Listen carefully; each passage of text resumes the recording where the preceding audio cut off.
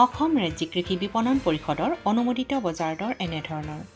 খাৰুপেটীয়া বজাৰত গাজৰ প্ৰতি কুইণ্টলত ন্যূনতম মূল্য ১,২০০ টকা, অধিকতম মূল্য ১,৫০০ টকা। বেঙেনা ১,৪০০ টকা, ১,৮০০ টকা। ফুলকবি ১,০০০ টকা, ১,০৫০ টকা। আলু ১,০০০ টকা, ১,৪০০ টকা।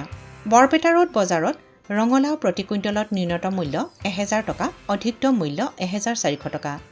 বিলাহী ২,৫০০ টকা, ৩,২০০ টকা। আদা ৫,৬০০ টকা, ৬,২০০ টকা।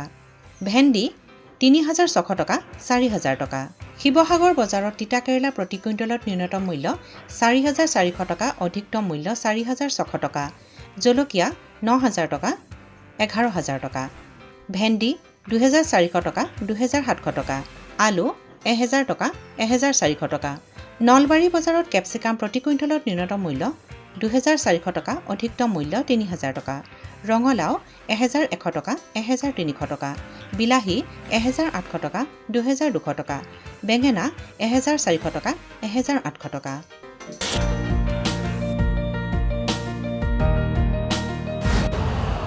यूरिया का स्वदेशी उत्पादन 70 लाख टन बढ़ाने के लिए 6 उर्वरक संयंत्रों का उद्धार किया जा रहा है। FCIL के गोरखपुर, सिंदरी, तलचर और रामागुंडम संयंत्र, HFCL की बरौनी इकाई और BVFCL की नामरू फोर्थ। सोने पर सुहागा ये है कि देश में अब बनेगा सिर्फ नीम लेपित यूरिया, क्योंकि इससे होगा किसानों का फायदा ही फायदा। अनाज का उत्पादन 10% तक बढ़ेगा। बढ़ेगी 10 से 15% नाइट्रोजन क्षमता।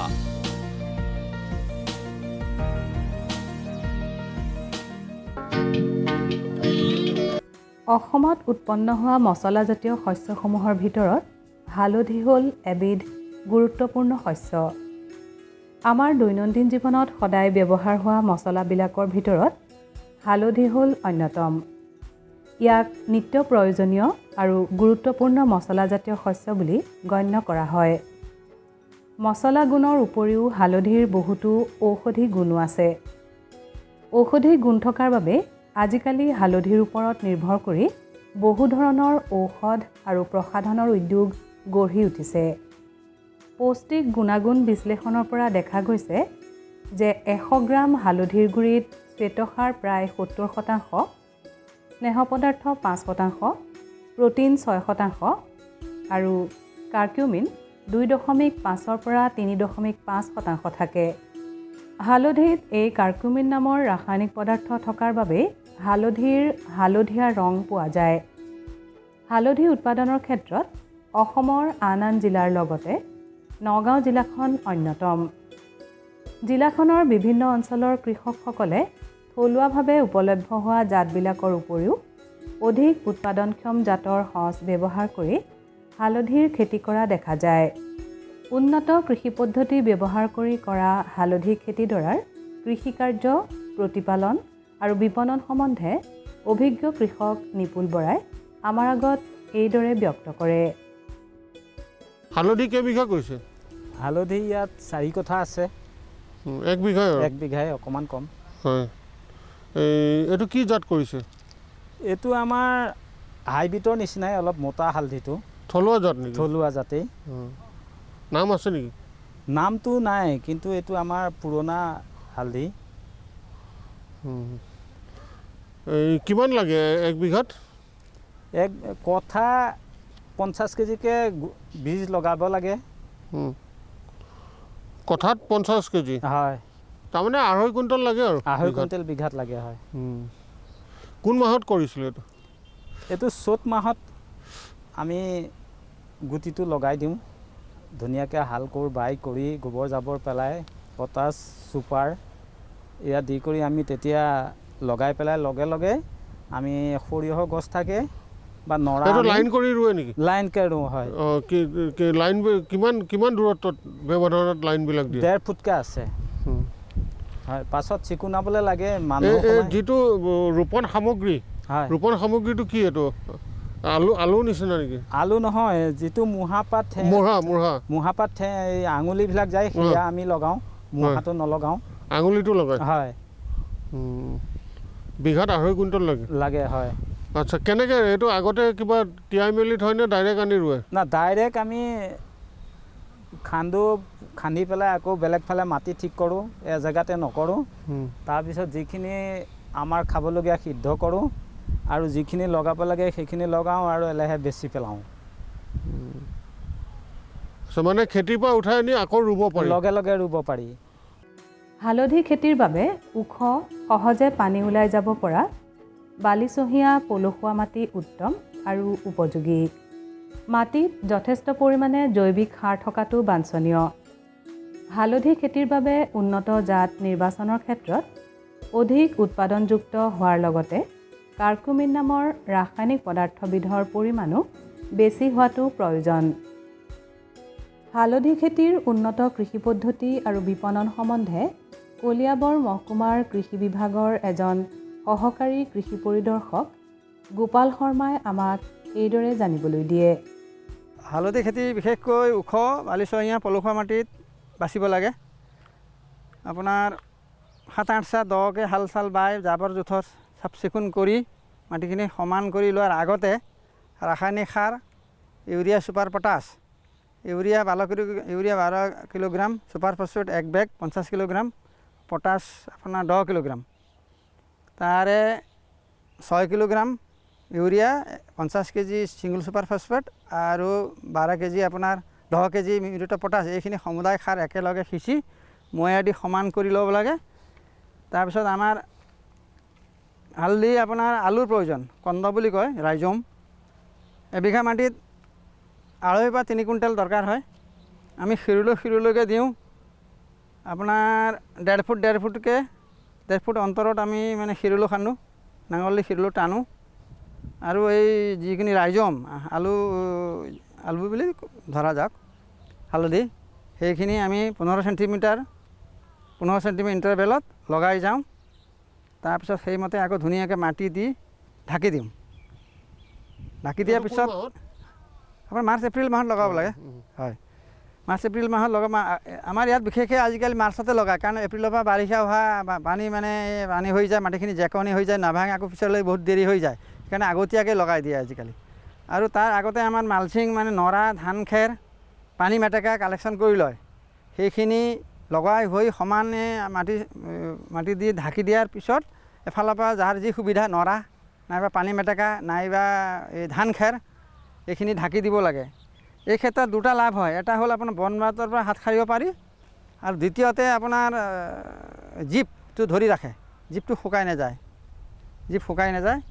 বৃদ্ধিত সহায় কৰে তাৰপিছত মাজে সময়ে আকৌ মানে চাই চিতি থাকিব লাগে পৰিচৰ্যা যদি কিবা পোক পৰুৱা কিবা আছে নেকি আহি মাজে সময়ে চাবহি লাগে ইৰিগেশ্যন বিশেষকৈ দৰকাৰ নাই বাৰিষা সময়তো গতিকে পানী বৰষুণ পায়ে থাকে মাজে সময়ে চাব লাগে বেছি খৰচৰ খেতি নহয় এইটো লাভৱান অসমত হোৱা গৌণ ফলসমূহৰ ভিতৰত বগৰী হ'ল এবিধ পুষ্টিকৰ আৰু ঔষধি গুণসম্পন্ন ফল ইয়াত প্ৰটিন কাৰ্বহাইড্ৰেট স্নেহ পদাৰ্থ আদিৰ লগতে বিভিন্ন খাদ্যপ্ৰাণ আৰু খনিজ লৱণ যথেষ্ট পৰিমাণে পোৱা যায় বগৰীত থকা ঔষধি গুণসমূহ হ'ল এনেধৰণৰ ই এণ্টি অক্সিডেণ্টযুক্ত কলেষ্টৰল কমায় আৰু উচ্চ ৰক্তচাপ নিয়ন্ত্ৰণ কৰে তেজ পৰিশোধন কৰে শৰীৰৰ হাড়বিলাক মজবুত কৰে নিদ্ৰাহীনতা দূৰ কৰে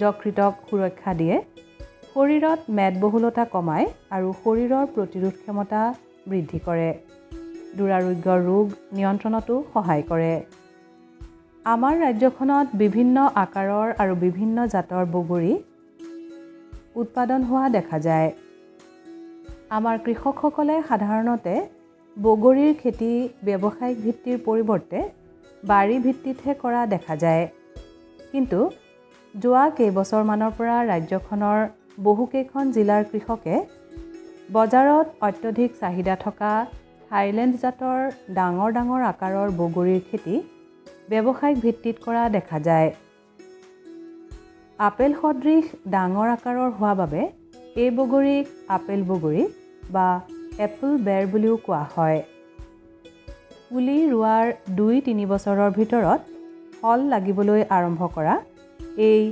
আপেল বগৰীৰ খেতিৰ পৰা ভালেমান লাভ পাবলৈ সক্ষম হ'ব বুলি উদ্যোগী কৃষককেইজন বৰ আশাবাদী।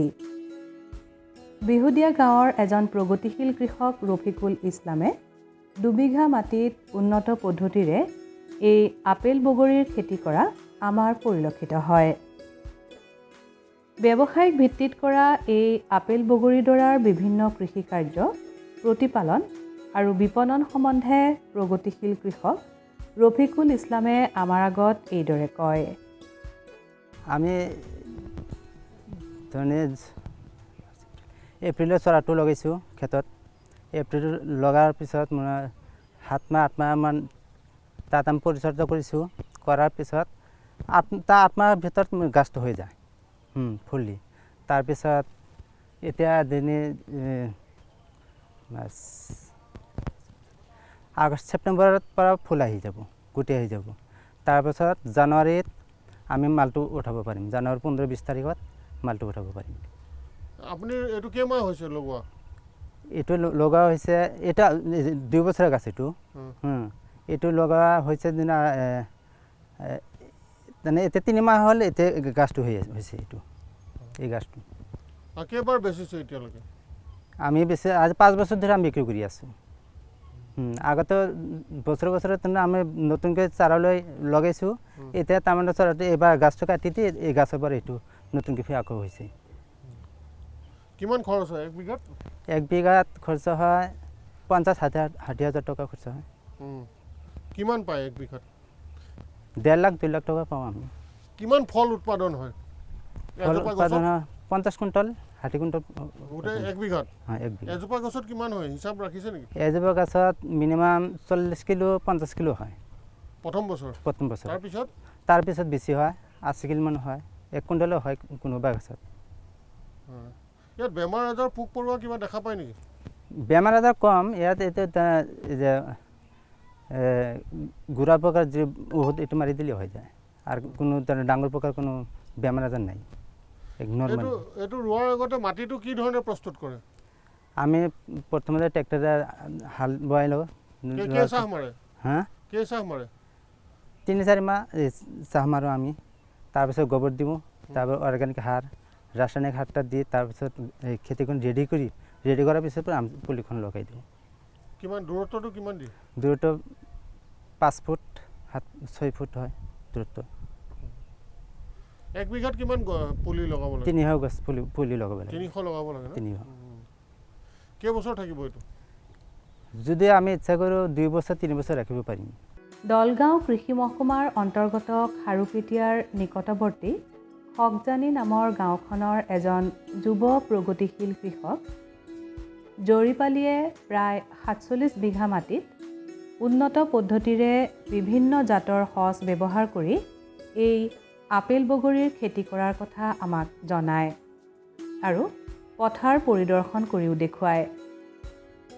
উন্নত পদ্ধতি ব্যৱহাৰ কৰি সম্পূৰ্ণ ব্যৱসায়িক ভিত্তিত কৰা এই আপেল বগৰীৰ খেতি সম্পৰ্কে প্ৰগতিশীল যুৱ কৃষক জৰিপালীয়ে আমাৰ আগত এইদৰে ব্যক্ত কৰে। আমাৰ বগৰীটো লগোৱা ষ্টাৰ্ট হয় জানুৱাৰীত। জানুৱাৰী, ফেব্ৰুৱাৰী, মাৰ্চ, এপ্ৰিল, মে'ৰো আধা দিনকলৈ বগৰী লগাব পাৰি। আৰু বগৰী লগোৱা যিটো নেকি পদ্ধতি, বগৰীটো লগাব হ'লে আপোনাৰ 5 ফুট ইফালে গছ টু গছ, আৰু যিটো নেকি অহা যোৱা ৰাস্তা লাইন বা মাল হাৰভেষ্ট কৰা, ফলটো হাৰভেষ্ট কৰা যিটো ৰাস্তা, এইটো হ'ব লাগে আপোনাৰ 7.5 ফুট ডিষ্টেঞ্চ। গতিকে যদি জানুৱাৰীত কোনোবাই লগায় তেনেহ'লে অলপ ডিষ্টেঞ্চটো বেছি দিব লাগে, 7.5 ফুট বা 7.5 ফুট ডিষ্টেঞ্চত লগাব লাগে। আৰু যদি অলপ পিছত লগায় তেনেহ'লে 7 ফুট বা 6 ফুটত লগাব লাগে। আৰু লগোৱা সময়ত এনেকুৱা ছিষ্টেমত লগাব লাগে য'ত আমি লগাম পইণ্টটো, সেই পইণ্টটো 2 ফুট বহল, 2 ফুট পতল, 2 ফুট তলত খান্দি কিনে তাৰে যিখিনি মাটি হ'ব ওপৰত উঠাই দি সেইখিনি মাটিৰ আধাখিনি মাটি, এই আধাখিনি মাটিৰ লগত আধাখিনি গোবৰ ধুনীয়াকৈ মিহলাই লৈ এই যিটো খাল আমি খান্দিলোঁ, এই খালখিনি ধুনীয়াকৈ ভৰিব লাগে। তাৰ লগতে আপুনি খেতটো শোধন কৰাৰ কাৰণে অলপ চূণ সেই পইণ্টত দি থৈ দিলে বেছি ভাল। আৰু তাৰপিছত যিদিনা লগাব তাৰ আগৰ দিনা এই 1 বিঘা মাটিত বেছি নহয় মাত্ৰ 10 কিলোমান SSP, 1 কিলোমান কীটনাশক অৰ্গেনিকত পোৱা যায় বায়োফুড কোম্পানীৰ, যেনে ইনটেক পোৱা যায়, সেই ইনটেক লগতে অলপ পটাছিয়াম, তাৰমানে 1 বিঘাত 3 কিলোমান পটাছিয়াম দি সেই খালখিনি ধুনীয়াকৈ উলট পালট কৰি থৈ দিব লাগিব। থৈ তাৰে 24 ঘণ্টাৰ পিছত যেতিয়া লগাব সেই লগোৱা টাইমখিনিত সেই জেগাখিনি ধুনীয়াকৈ উলট পালট কৰি ল'ব লাগিব। সেইকাৰণে তাতে অলপ সাৰ দি থোৱা হ'ল, মাটিখিনি এটা গেছ হ'ব, সেই গেছটো জেগাত লগাব নালাগে, অলপ উলট পালট দিলে গেছটো উঠি যাব। তাৰপিছত সেইখিনি জেগাত যিটো পুলি লগাব সেই পুলিটো যিটো গ্ৰাফটিং জেগাটো আছে সেই পেকেটৰ পৰা 1 ইঞ্চি তলত দি মাটিখিনি টোটেল যাব আৰু 1 ইঞ্চি তলত দি তাত এটা বাঁহৰ চেকনি এটা চাপৰ্ট দিব লাগিব, দি কিনে পুলিটো লগাব লাগিব। পুলিটো লগাই বাঁহটোৰ লগত আকৌ বান্ধি দিব লাগিব, আৰু নাবান্ধিলে বতাহ মাৰিলে গছটো ভাঙি যাব। সেইটো হ'ল লগোৱা পদ্ধতি। আৰু লগোৱাৰ এসপ্তাহমান পিছত তাক ফাংগাছ নলগাৰ কাৰণে আমাৰ যিটো ট্ৰাইকোড্ৰামা এইটো ধুনীয়াকৈ 2 চাইডত দি দিলে আৰু আমাৰ বেমাৰমুক্ত হৈ গ'ল গছখিনি। এইটো হ'ল আমাৰ লগাটো পদ্ধতি।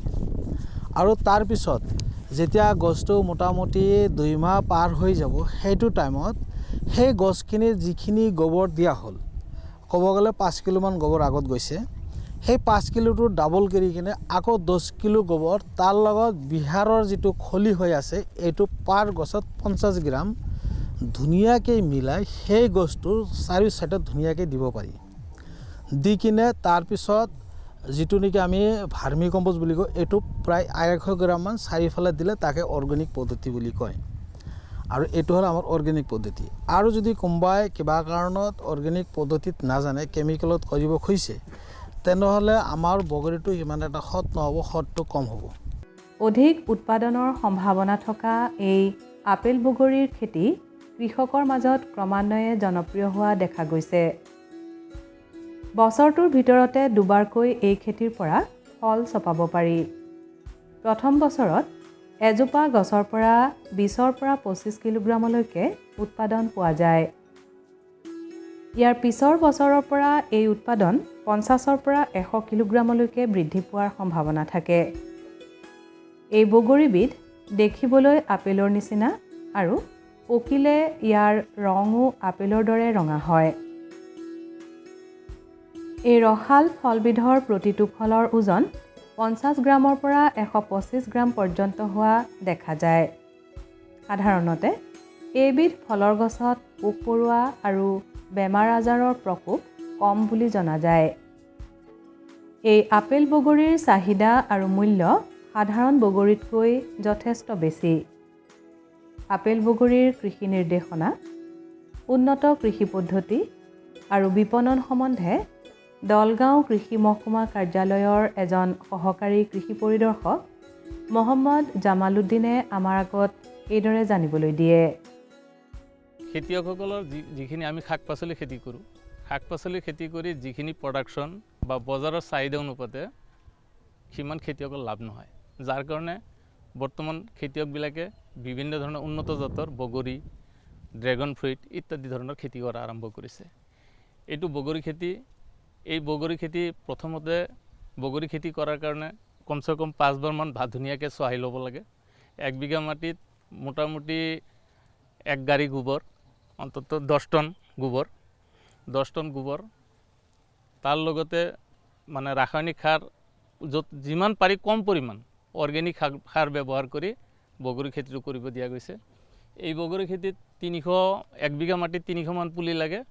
300 পুলি প্ৰথম বছৰ হয়তো মানে বগৰী খেতি কৰোঁতে এটা খৰচ, যথেষ্ট পৰিমাণৰ এটা খৰচ হয়, 50,000 পৰা 60,000 বা 70,000 টকা খৰচ হয়। কিন্তু পিছৰ বছৰ এইটো যিহেতু 3 বছৰ কৰিব পাৰে, পিছৰ বছৰলৈ তেওঁলোকৰ খৰচটো কমি আহে, দ্বিতীয় বছৰ কমে, তৃতীয় বছৰ আৰু কমে, ঠিক 3 বছৰ তেওঁলোকে যথেষ্ট পৰিমাণ লাভ কৰিব পাৰে।